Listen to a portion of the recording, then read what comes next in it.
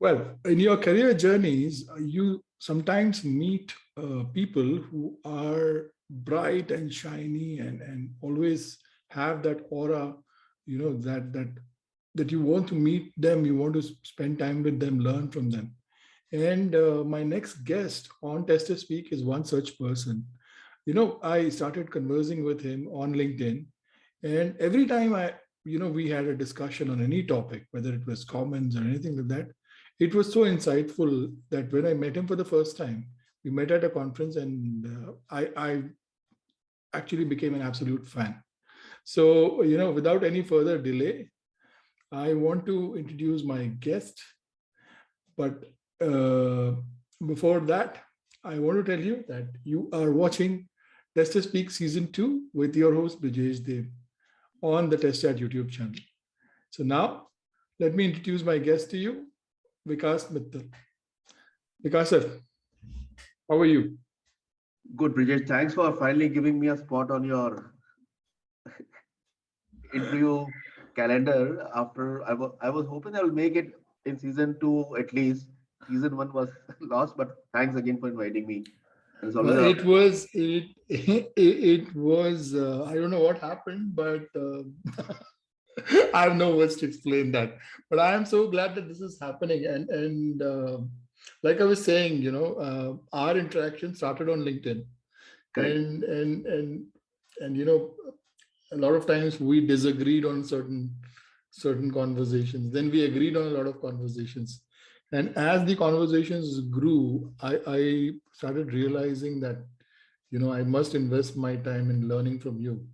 And we met at, I think, Agile Testing Alliance GTR in 2019. 2019, Correct. and you did a session on, I think, chaos engineering, and Yes. that just blew my mind. Okay, I think you did one or two sessions. I don't know. I did two sessions. So I did Yeah. one session on chaos engineering with a practical approach.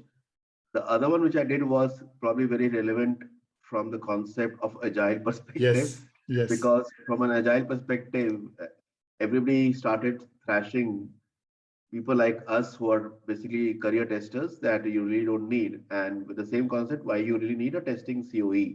Correct. My talk was about why a testing COE is needed and relevant.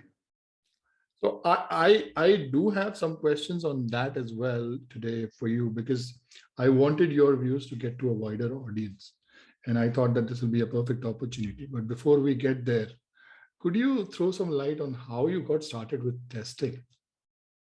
Sure.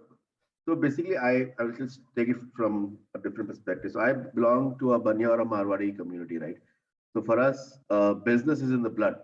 So probably the hemoglobin flows less in our blood than the business. So we every time whenever we look at something, we look from a critical mindset of how it can actually help the end business. That is what we are grown up with. And so I started out my career as a developer. So thanks to IBM, and that is one organization I'm extremely grateful throughout my career. That is IBM. For three things, which I'll elaborate in the subsequent way. So like I mentioned, I essentially started out as a developer after my or during my MCA days. The last year I spent 1 year with TCS as a under trainee, working with them, building some corporate portals in Java JSP. That in those days we were actually full stack. So we were doing API backend also, building JSP pages also, which is now a fancy term, full stack developers. We were born full stack.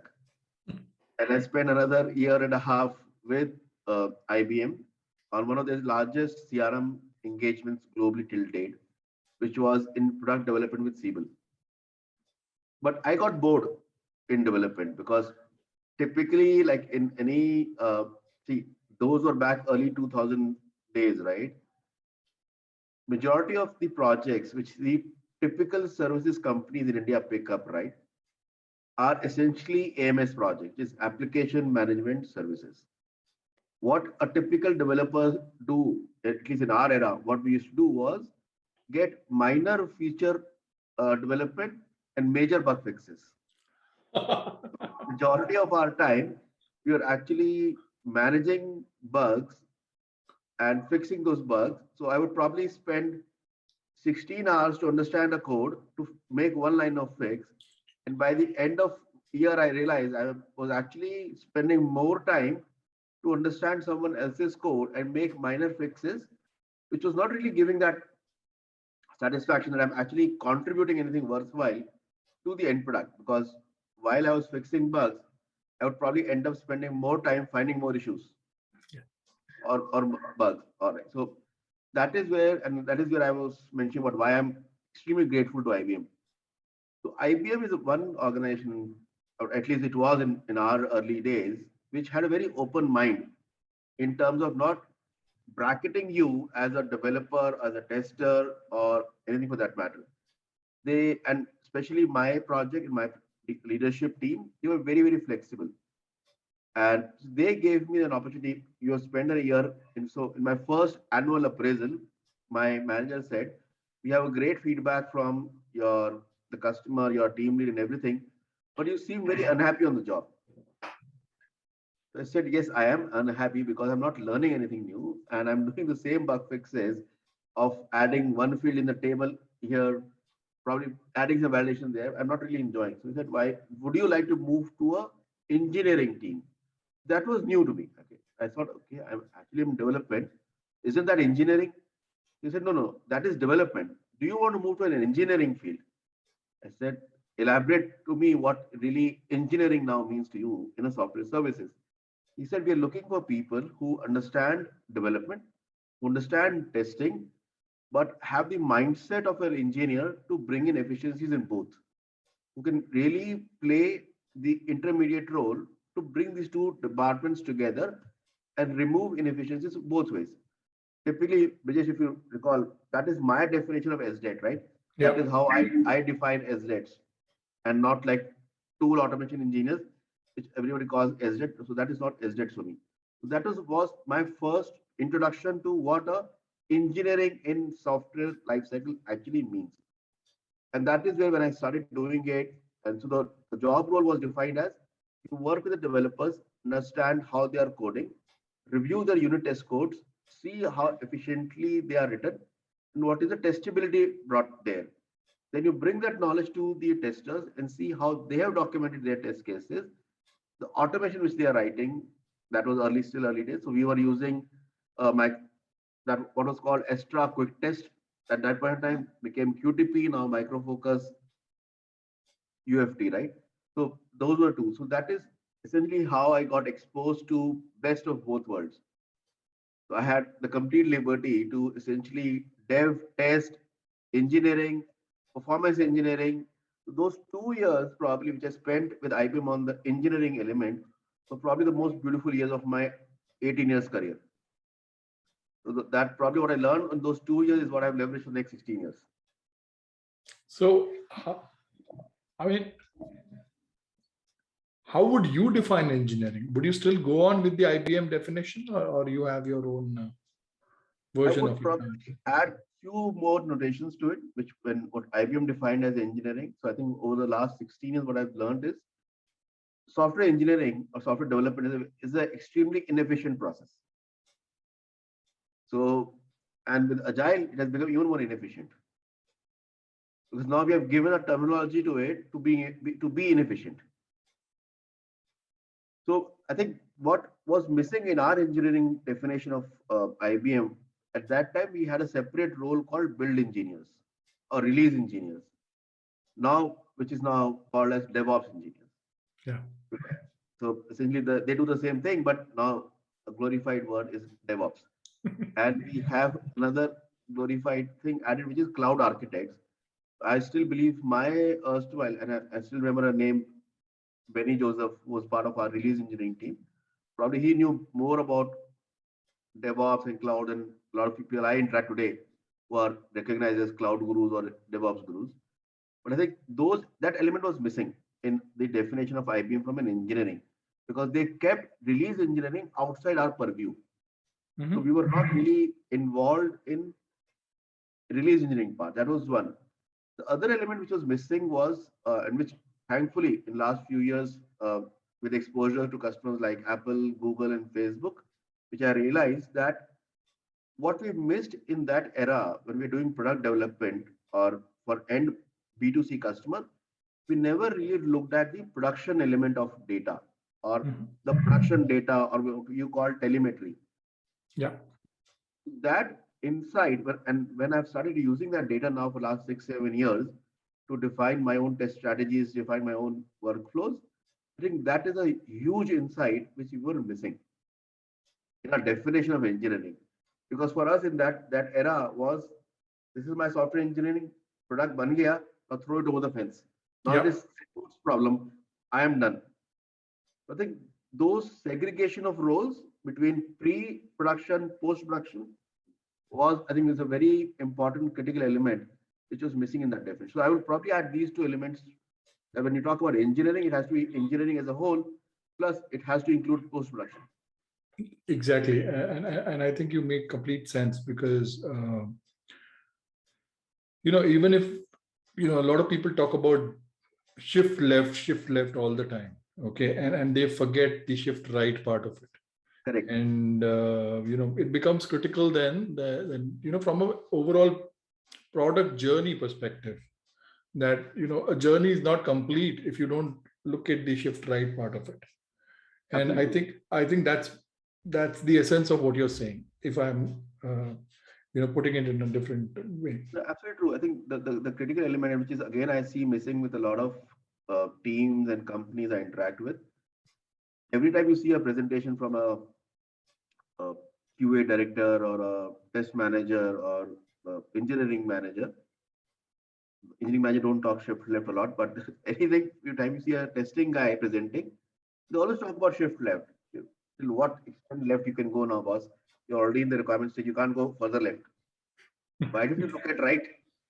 You actually have the production, and that is where Brijesh, when in our teams today, what I'm trying to bring in a culture from a testing metric standpoint is you measure number of test cases, documented, executed, automated, pass, fail, whatever, number of defects, captured in Q life cycle, severity, priority. All those metrics are fine, right? They bring some value to someone. But we really don't capture is what is the slippage by phase in defects, right? Why is that slippage really happening? How my end consumer is using my product?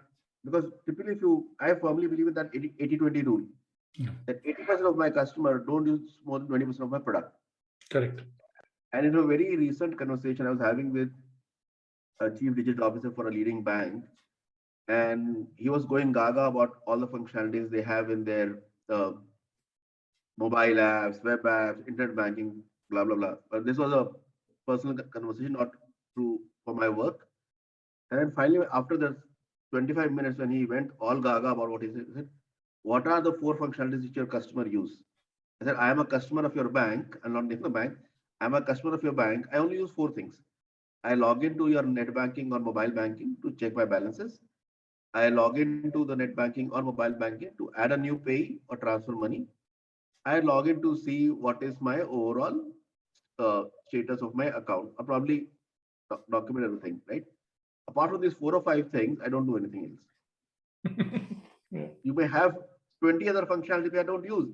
And my problem with your bank's mobile app is when I try to use it on the day when the salaries are credited in India, your app crashes. You may have 30 other features, but for that one basic feature which 80% of your customer use, on the day your salary is getting credited to probably transfer money to your other accounts, your app does not work. And he had no answer. Oh, that would have been some eye-opening feedback for him. So, Yeah. well, so now taking this conversation a little further. Now, how as a tester, if I have to talk about such things, because there is a lot of insistence of shift left and all that, but how as a tester can I pitch the idea of moving a little towards right as well, or adding the dimensions of engineering that you mentioned from your perspective? So I'll give you an example, and this is something which really opened up a lot of eyes within my previous organization also. So, I've been in this role of global head of testing for a couple of services company for last 7, 8 years. And prior to that, I was heading testing for a product company for almost 3 years. So in my previous organization, which was Infogain, we have a very, very good customer, I would say. And I enjoy working. I used to enjoy working with them and still enjoy conversations with them, which was Mitchell. And we have a gentleman by the name Ravi, who was a senior vice president engineering. Engineering, I'm saying again, my definition of engineering. And I brought this concept to him for the very first time of why don't we look shift right? So being a services company, your motto is always to sell and bring more business to your organization. And during one of those conversations, I told him that I don't want to come and sell to you today. What I want to do is do a consulting with your team for a period of 6 weeks. And for those period of 6 weeks, I would like to interact with your engineering team, everyone. And at the end of the fourth or fifth week, he asked me, okay, how are we progressing? I said, I'll give you a presentation next week and I'll explain. And I asked him to call all your engineering managers, not QA, engineering managers, everyone. And Ravi basically called everyone. And that is where we presented the concept to them of using data science. I'll not go machine learning. So that is a fancy term everyone uses. But we use the basic concept of data science. Today, if you look at it, when you talk about software engineering process, right? You start managing your requirements using Jira or the Team Foundation. You start managing your unit test executions through pipelines. So you have Jenkins or something available. You start managing your builds using Artifactory, Ansible, or some other solution. Pretty much for every stage of your life cycle, you have tools available. Correct. But all of these tools are disjointed. When I say disjointed, is what data I'm getting from a build failures is not available, is not married back to my requirements. The automation scripts are executing, but I never update the result of automation script back in Jira. So I presented to them that I can marry your data end-to-end till production. He was okay, yeah, this brings me some insight. And now then it's present, why don't I bring in your telemetry data? And we ran a model before the meeting. Me and my team, we worked on building a simple model using logistic regression, and we presented the data to him, which married their engineering data and post-production data. And you won't realize it basically gave them very beautiful insights in terms of which developer is contributing the maximum number of bugs, which team, Scrum team in their overall, they had 50 Scrum teams. So out of those 50 Scrum teams, which one were more mature and the reason for their maturity. But when we married the telemetry data, the shift right data, it actually gave them insight that in the next upcoming release, how they should do resource allocations, where they can predict more defects to be identified or found. And that data Ravi mentioned in the meeting that this data may be useful for you from a testing perspective, but this data is very useful for my engineering managers now. Yes. Because now they can understand in the previous release, which team's maturity helped and how it worked and what are the best practices. Yes. And that is what I teach my manager also now, that when you're planning for the next release, look at your production data from the previous release. That would help you to estimate better and align people better in terms of upcoming releases. Yes. And, one of the things that people generally look at when it comes to production is the bugs in production. Correct. People generally talk about it. But is it just the bugs that you're bothered about, or is it more that you're talking from when you say production data? What is it exactly that you're looking for? Okay, so if you talk about today's modern day application, right? So when you talk about telemetry data, so telemetry basically tells me how my customer is accessing my application, which browser, which OS they're using, what kind of machine configurations they are using, what kind of internet bandwidth they are using. You get all that data. But today, if you talk about any modern day application, a lot of these applications have APIs integrated, which actually tells you what is the navigation path a customer adopted in your application, which pages of your application were accessed how many times.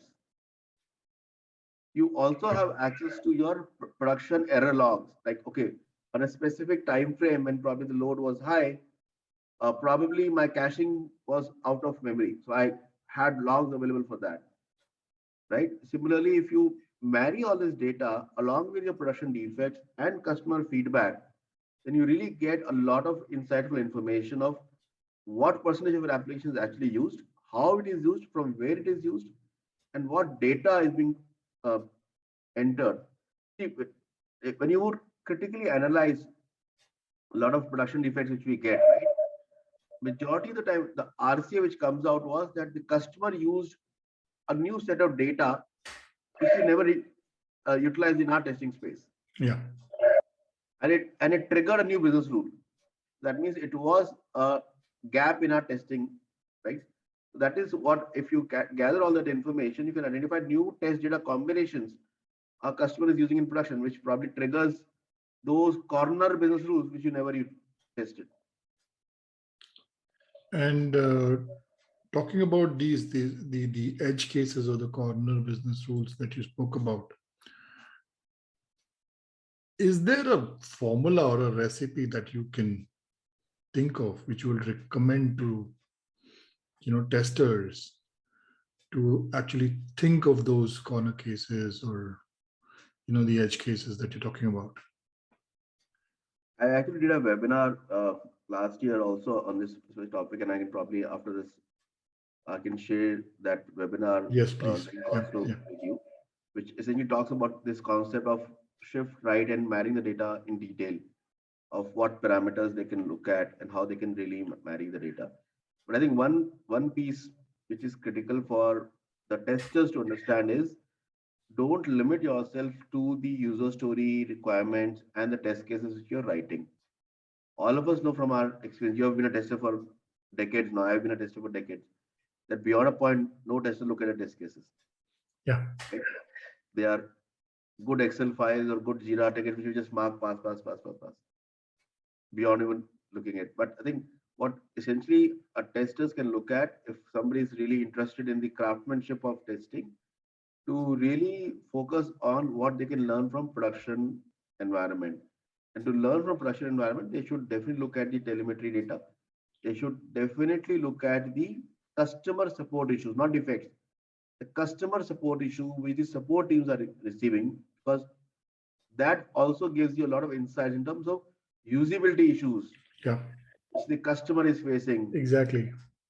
Like, I can give you one example. Like, in my first trip to the US, right, way back in 2005, 2006, I was working with two testers, right? And Microsoft Excel is such a popular tool, right? All of us have been using it for every other day.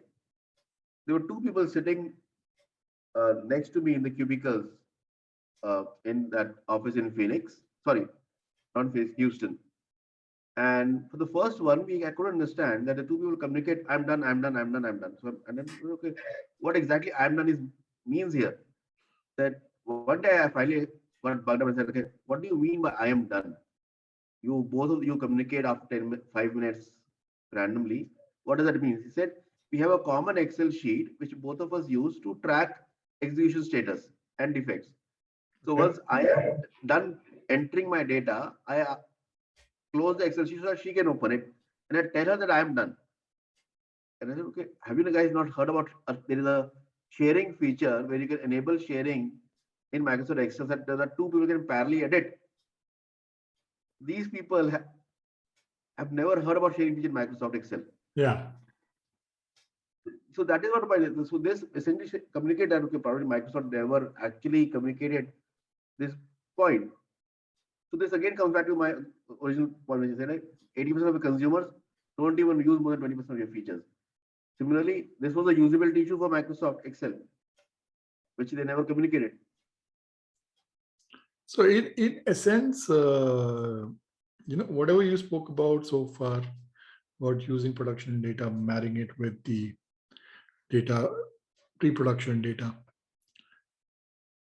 would it be fair to say all of that, all the things that you spoke about can be clubbed under the term observability, which is suddenly people are taking notice of and have started but it has always been there in different. Let's say the wine was served in a different bottle. Now the Correct. packaging has changed, and it is called an observability thing. Would you agree to that? So observability essentially adds few more elements. I think so. AppDynamics is also coming up with an observability platform. So observability basically adds a couple of more elements to it. Now, what observability is still focusing on is the bringing you more predictability or early warning indicators from a infrastructure standpoint, from your server health standpoint. But I think I'll be happy to see. I'm not looked at all the tools or all the solutions supporting observability, but I'll be happy to see if any of these observability tools actually generates that matrices and that data or bring the analytics out of the data which they are observing. So that essentially is a package. I see. Point is we are adding more tool families, but by adding more tool families, are we bringing correlation between the tools which already exist? And that is one input which I recently gave to a product company. They wanted me to basically do a gap review of the product, leading automation tool company. They wanted me to do a gap review and give them the same input. You are building beautiful tools, Yeah. but even your own tools, can they communicate with each other without me putting in effort? The answer was big no. So observability is definitely is what you mentioned. Probably I'm yet to see any tool which captures or bring out the objectivity out of the data which they're capturing. But yeah, observability is definitely an area which this can be largely coined under. Okay, so now I want to pick your brains and about a topic which is now suddenly, people have started noticing, and that is especially after, Netflix spoke about it. That is chaos engineering. Everybody suddenly has started speaking about it.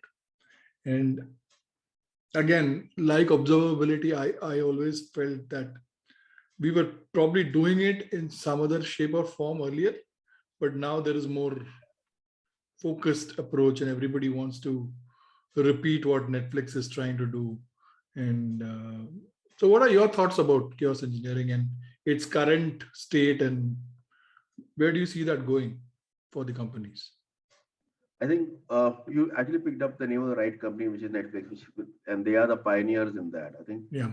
and so the way I essentially talk about technology, right, or I divide the people using technology into two broad segments, which is the providers and the consumers. And I put companies like Facebook, Google, Netflix, Twitter as providers of technology, right? Reason being, these companies are bringing so much innovation in terms of what really needs to be done from a large global uh, point of view of how a global application is supposed to be built or managed or basically brought to the end consumers. The consumers of the technology, which is all your banking, BFSI, your retail, all those people, they're still ages behind these companies.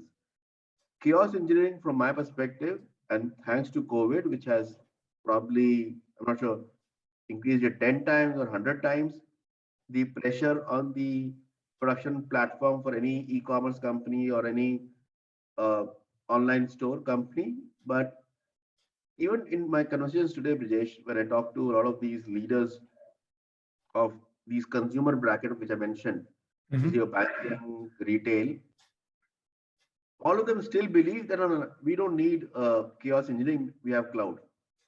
Because you have cloud, and that is the exact purpose why you need chaos engineering, because the fundamental belief people have is that when I have cloud, my network can never go down.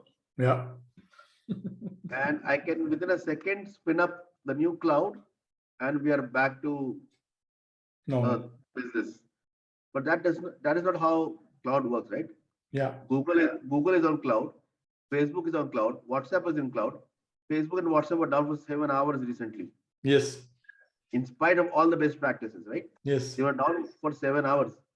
Yeah. And so chaos engineering is was one of my top recommendation for any direct to consumer business, because you don't want to lose business for that matter, right? Just assume that if Apple's website goes down on the Black Friday for even 1 second, Huge loss, millions. right? And what people need to really understand is see the critical element of chaos engineering is that it cannot be done in your UAT environment. It has to be done in your production environment only. And that is essentially the fear comes out for a lot of CIOs and CTOs and VP engineering, that if I go and tell my management that I'm intentionally bringing down my production system, most of them will not agree to it. Yes. Yeah. But what we don't understand is that you don't need to bring down your main production system. You can create layers and bring down your secondary side, your tertiary side. That way you can still play with it and do it. But I think the awareness is increasing now. People are, at least after Netflix came out openly about it and others are doing it, people are at least open to have that conversation now. Hopefully, in a couple of years from now, it may become a regular practice like a regression or performance engineering is to do chaos engineering also for your projects. So, continuing the discussion a little more on these subjects, we hear a lot about chaos engineering. We hear a lot about site reliability engineering, observability, monitoring, whatever. Okay. Are we really still talking about testing when we mention these terms?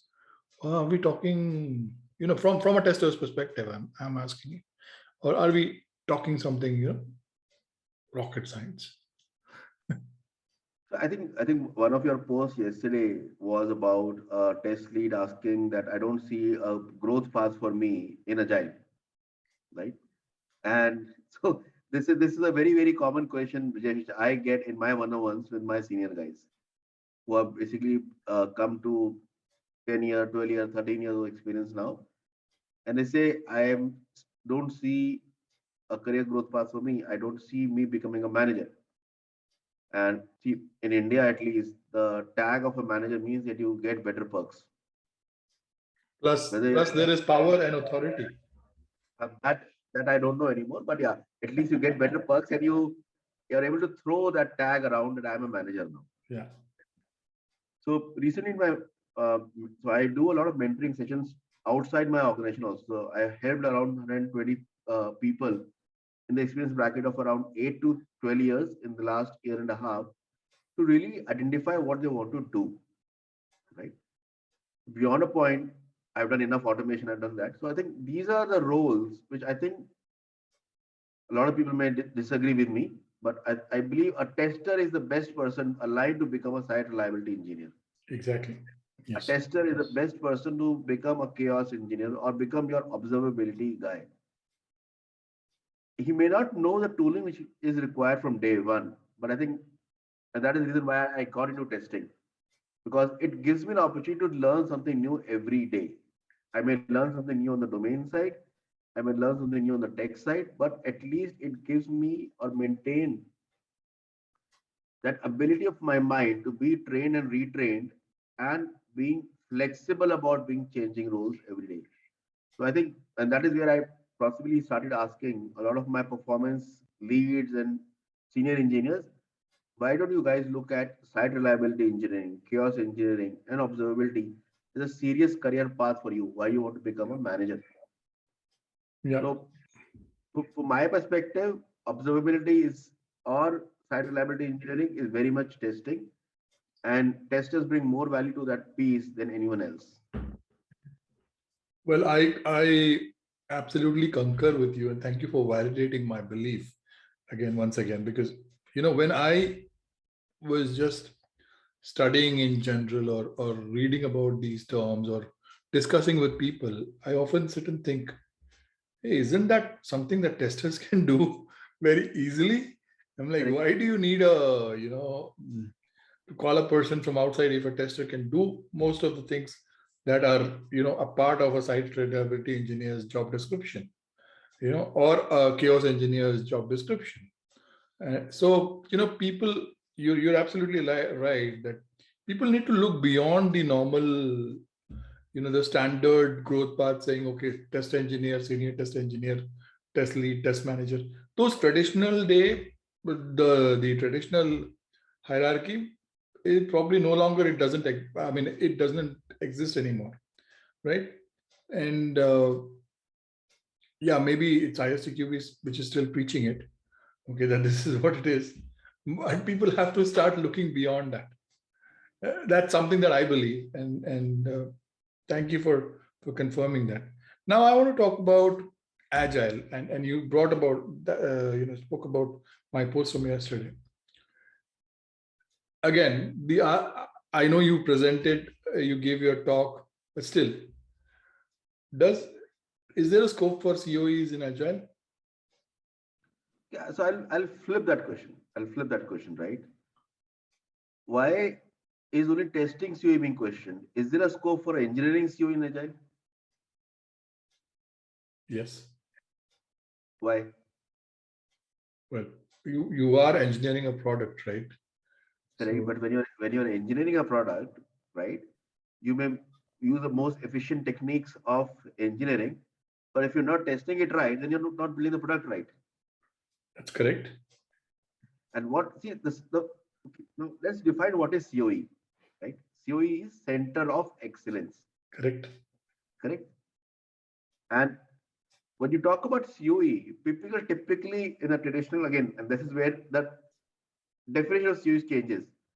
People typically looked at COE always from perspective of it is an old man's house. So all your senior guys in a services company would get bracketed in the COE. Yeah. Right? And what essentially they were supposed to be doing, they were supposed to be auditing projects, defining process templates, people management, and career path mapping. That's it. And trainings. Yeah. Right? And probably create presentations to provide sales support. That is how, at least in the services companies, COEs were looked at. Yeah. Right? And this was a charter given to me also when I picked up the role of global head of testing for the first time for a services company. I said, I will not do any of it. Testing has been there for ages. Every customer knows what test case template should be utilized. Why you want me to create a specific department who defines this is my test case template, this is my test plan template, this is my defect template, this is my RC template. That is what not COE is supposed to do.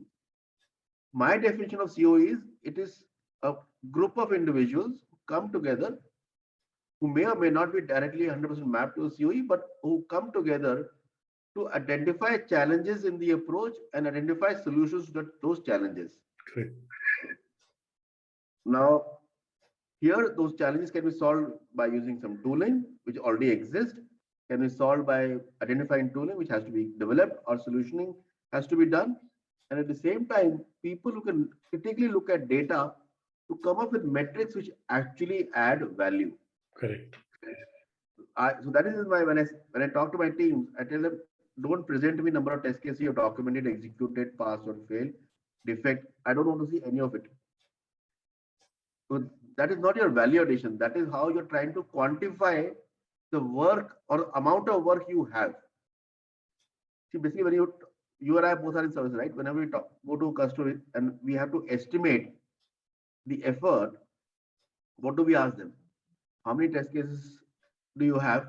How many of them are automated? If you have automated, whether it works or not, give me your past execution results.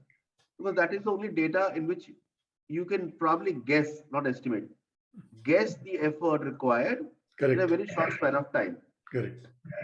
What I ask my teams to present today, and that is again the role of COE comes in, that you bring in the mindset of excellence in your teams. Yeah. And see, the other reason why you need COE is you have to see one term which both of us have been talking about a lot on LinkedIn is craftsmanship. Mm-hmm. Taking pride in your work. Yeah.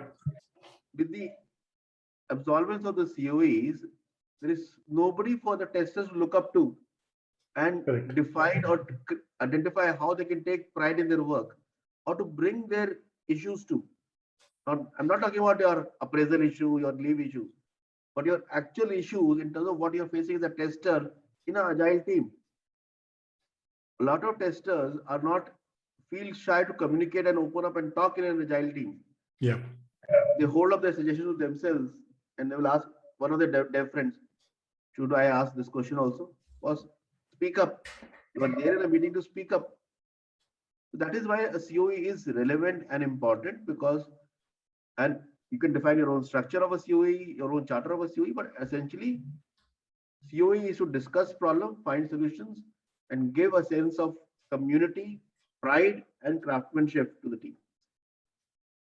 I completely agree.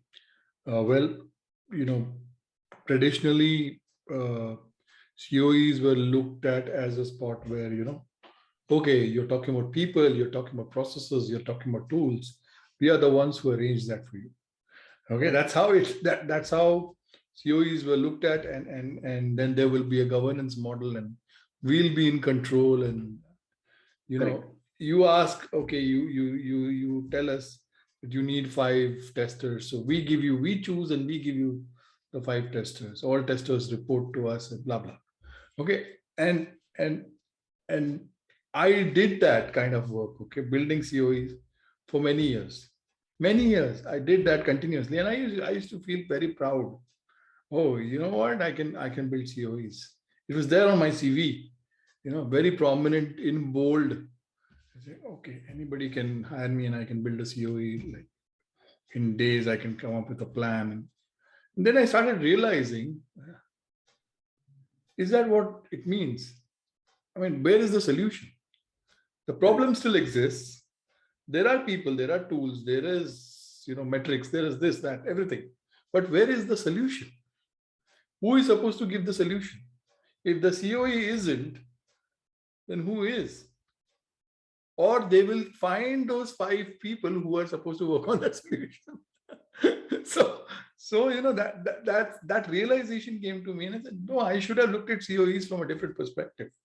And I'll tell you this, on that day at GTR 2019, when you presented that talk, I was in the first row and I was like, this is exactly what I've been thinking about.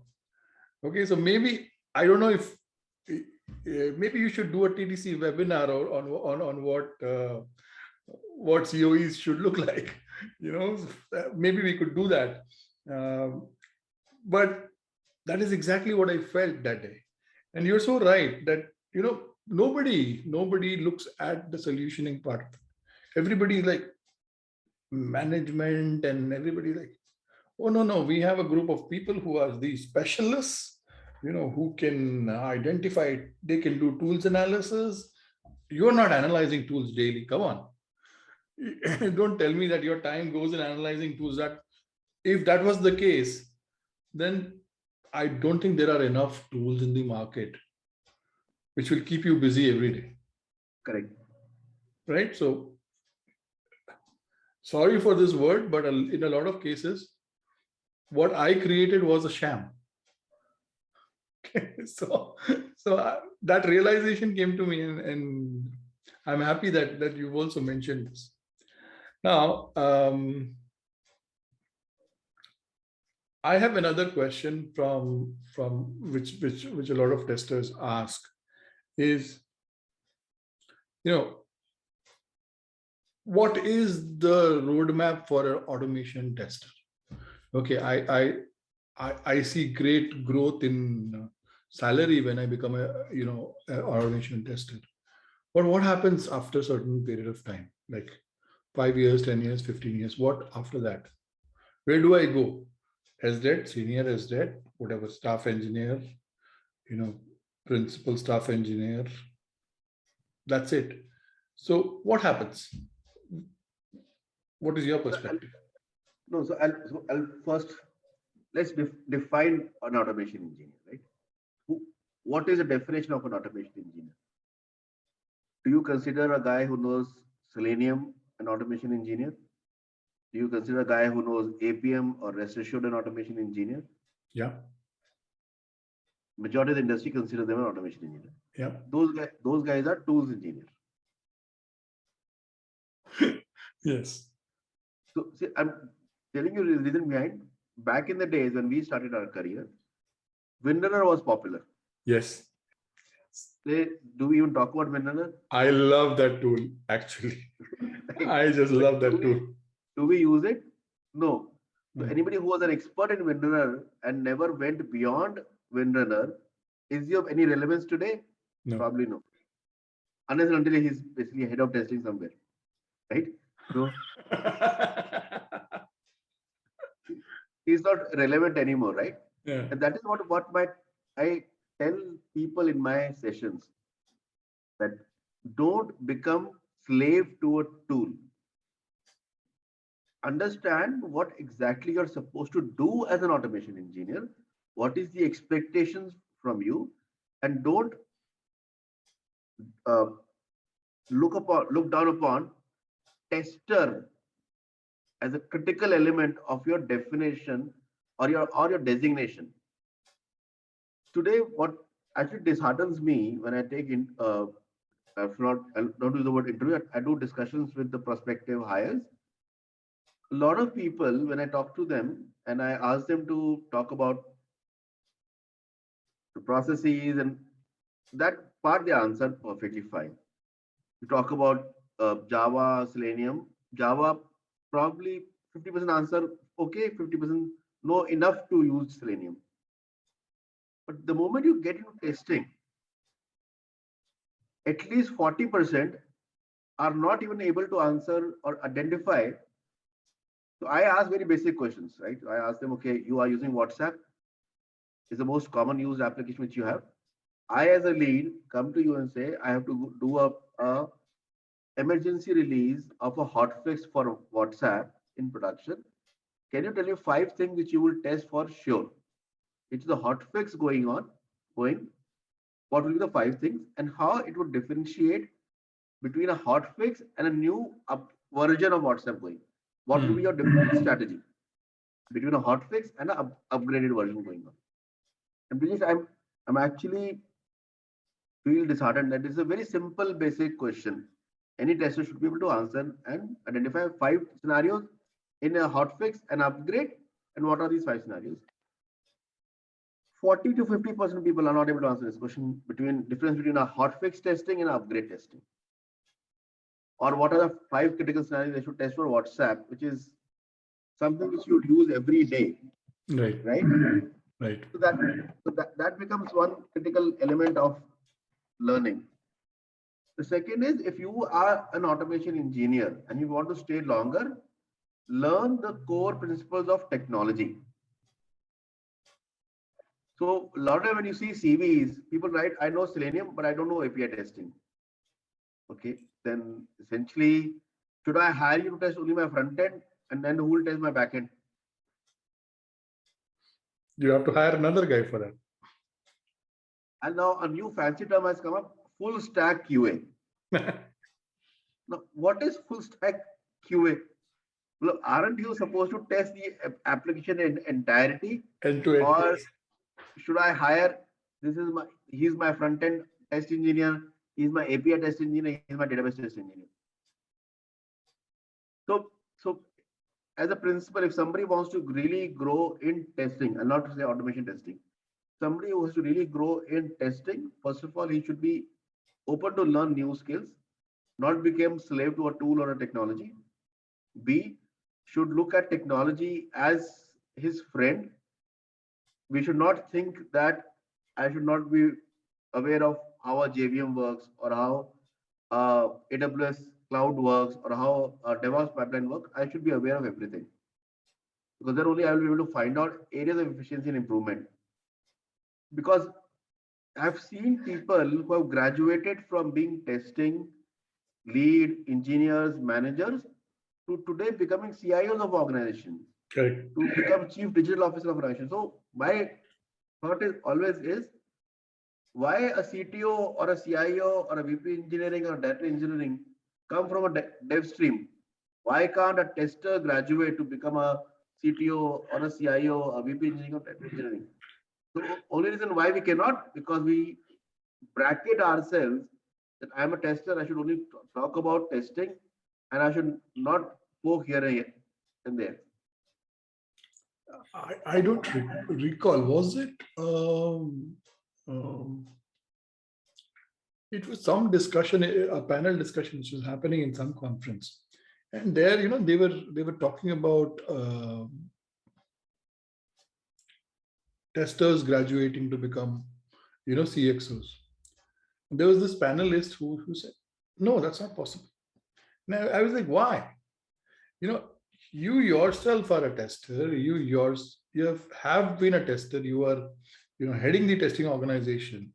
And if you yourself tell the same thing to the people who work for you, then what is the motivation that they will have? Number one. Number two, I mean, are you showing them the right growth path? Correct. Right? Are you instilling enough belief in them to try and do different things in testing to learn? And I'll tell you this, sir, that a lot of senior folks, my friends, a lot of them come and tell me about the same thing, that we've interviewed 100 people and only 5 of them know something about testing. The rest 95 they don't know. Okay, Correct. and this is They this. don't want to know. Point is, Yeah, they don't want to know. and some of them are like, "No, I will not do manual testing." Who's asking you to do that? Correct. Who's even asking you to do that? So why are you blocked upon the fact that, okay, if somebody is asking you a testing question, that you have to end up doing a manual testing job? How is it relevant? They just want to know if you can test. And the question that you asked, okay, about the difference between testing a hot fix versus testing an upgrade, it is such a simple question. If you are a tester and if you cannot identify the difference between the two, or if you do not have that mindset to think of strategies, what to tackle and how to tackle. Okay, and when suddenly again, when you talk about strategy, people start thinking about templates. Okay. so that is also there. And then people do not talk about issues like testability, which is a major issue in a lot of products. Okay. But how many discussions do we have within the testing communities talking about testability? How do I improve? Or how can I help the developers or essentially the product owners when they are actually capturing the requirements to build in testability right from the you know time the process starts? We do not have such conversations at all. And when you tell the testers about it, no, I don't want to do manual testing. I'll give you a very, very simple example, Brajesh. So all of us know UI automation, the way it works is it works based on the locators. Correct. Okay? Very simple thing, known to everyone in the industry. Yeah. And we also know for one reason, majority of automation script fails at runtime because they're not able to locate an element. 40% time, an automation engineer spends analyzing and debugging automation failure will come up to this reason only, that the element was not being able to locate. It can be a synchronization issue, or my good friend developer has changed the locator again.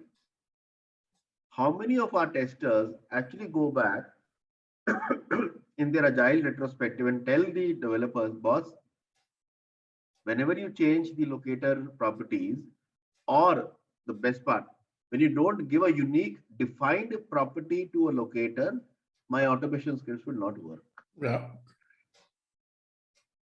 Fundamental thing, everybody knows, but majority of testers don't pick up even this simple topic and explain their problem and the larger impact of it to the engineering guys, not engineering guys, the developers, boss. You need to define a unique property. You cannot just leave it random. Correct. So that essentially is my probably learning, my brief point, which I keep on sharing with our customers, our team, that guys, you need to speak up, you need to be heard. You have to tell them what will make your job, if not easy, at least reliable. And you're not answering the same question in every sprint retrospective, why automation did not work. Yeah. Yeah, I think these are some of the things that the testers obviously need to focus on. I mean, I'm a part of a lot of forums and chat groups and things like that.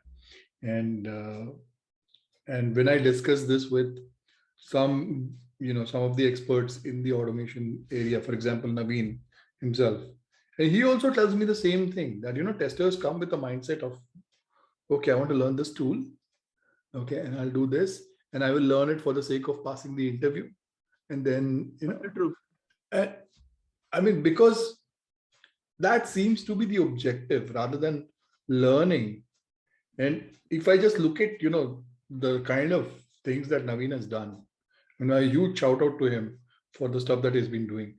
He tries to explain through his videos, and people do not get that message because people are so focused on how do I answer the question in the interview, okay, that they forget about the rest of it. That is the issue. See, basically, I think 5 years back, Java and Selenium was the hottest skill, Yes. right? Because Selenium was still becoming popular and people were learning. People are in huge demand. Today, it has become a commodity. Now, the JavaScript-based automation tools are coming. Cypress, Protector, Nightwatch, all of those are gaining ground because the front end of the applications are moving to JavaScript. Correct. Tomorrow, they will become a commodity. So if someone has essentially aligned himself to being a Java Selenium expert, and for that matter, Java is secondary, he becomes a Selenium expert. Once the JavaScript frameworks pick up and take over, this guy will be left with nothing. Absolutely. Absolutely. I completely agree. So we have been talking about a lot of technology. One thing which before I move on, we move on to the next thing. I think one gentleman who can really define the growth path which we were discussing about from being a tester to a CXO is Nitin Mukhija, who's one of my close friends, who essentially started out as a friend of mine as well. Yes. Correct. So Nitin started out as a tester. And yes. Today he's a chief data and digital officer for Edelweiss Financials. So if like he can himself talk about his own growth path from being a tester to an engineering manager in PayU to becoming an engineering director in PayU to now being a chief data and digital officer. And I remember when he was, I think, with PayU, I think he was the engineering manager, and he was still hands-on, and he could do automation like, just like this. He's still hands-on. So he is. I mean, he's the kind of guy who will just mesmerize you with the stuff that he does. So good that you spoke about him. I need to get a hold of him. Maybe I can interview him and get his journey. And that will be inspiring to a lot of testers. We can definitely talk about his journey of going from a tester to a CXO. Because I firmly and fundamentally believe, why can't we be? Why should we bracket it there in testing only? Yeah. And I haven't caught up with Nitin for a long time. So I think it's a good idea that we do that. Thank you for that very good tip. Now we've been talking about serious stuff for quite some time. Now I will make it a little lighter. Okay, so I'll do a quick rapid fire with you. A few questions. Okay, you get 5 seconds to think of a response. And for multiple choice questions, you tell why you made a particular choice. Okay. Sure. So question number 1, Delhi or Amsterdam? Delhi. Amsterdam is too cold for me. In the summer, okay, in the summer. Plus, I'm married now. Okay. Oh, not only married, you have kids now. Okay, so correct. Probably 15 years back, if you would ask, I would have chosen Amsterdam, but now it has to be Delhi. So you have spent some time in Hilversum. Yes. Right. So how do you find Hilversum? Yeah, for me, Netherlands is always a beautiful country for one prime reason. I can bike around without anybody looking at me that this guy is on a bike. In Delhi, this is what I essentially miss. I'm an avid biker, right? So I bike 28 kilometers or what every day. So for me, biking is probably one zone or one time for me where I'm actually not thinking about work and which completely refreshes me. So typically when people have a headache, they rest. When I have a headache, I go out and bike. So that is why I like Netherlands a lot and because I can bike around without worrying that the next car would hit me. Yeah. It's a paradise for those who like to bike. And in the last episode, I had Abhishek. He also wants to come to the Netherlands purely for the joy of biking. Correct. Absolutely Yes. true. So There's so yeah. no other country in the world better than Netherlands to bike. Yeah, maybe I should start a business, get people here just to experience biking. I think that's a good business idea. Maybe I should start thinking about it. Okay, so the next question, sir.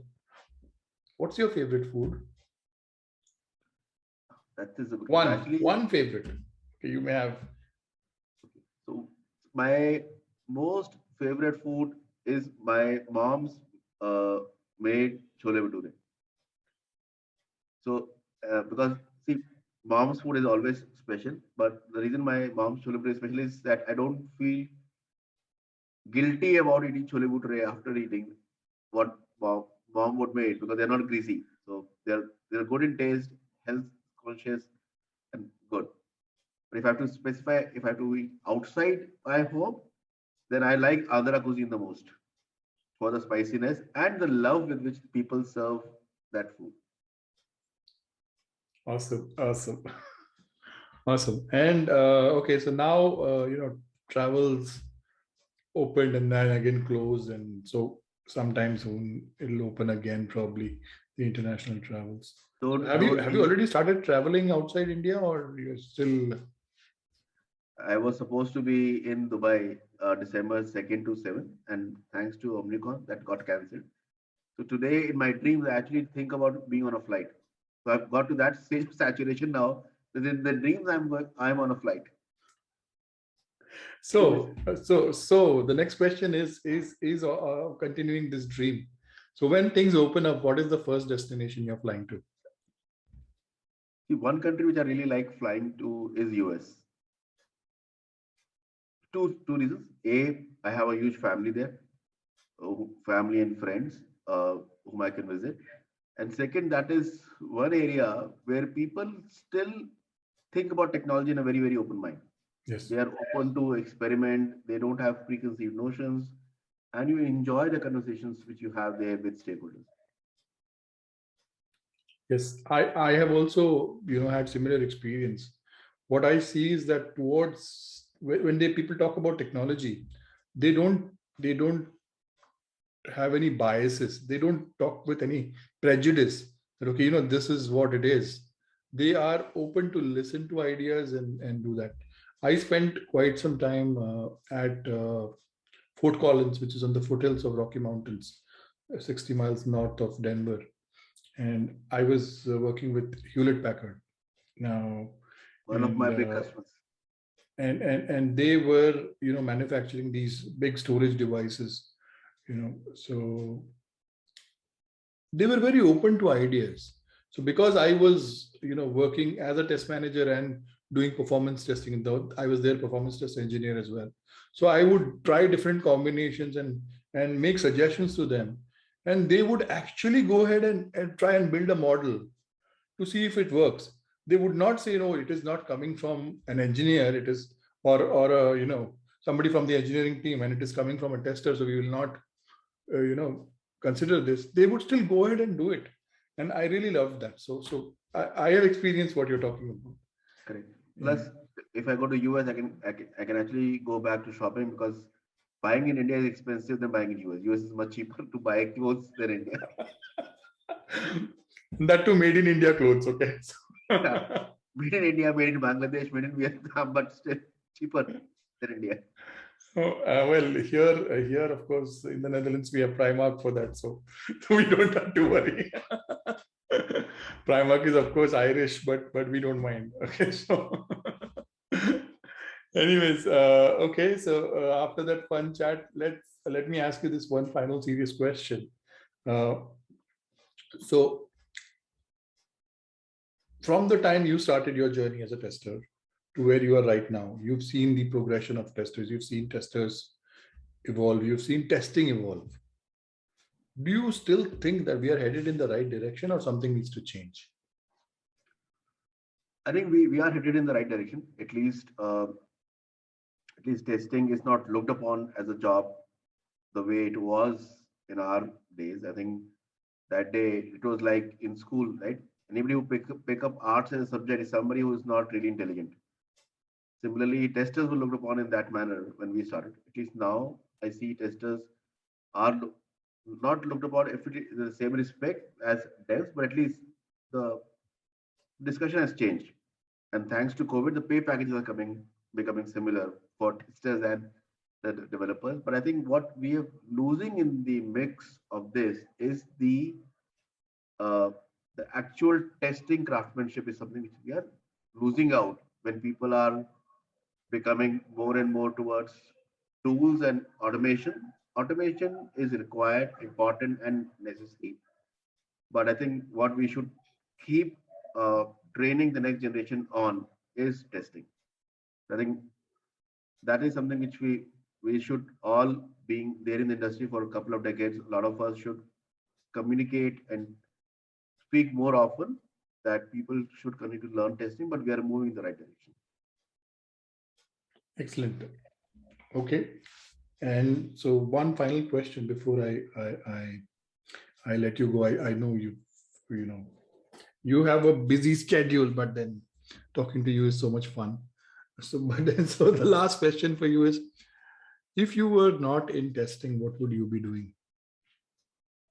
If I was not in testing, then what would I be doing? Actually, a good question.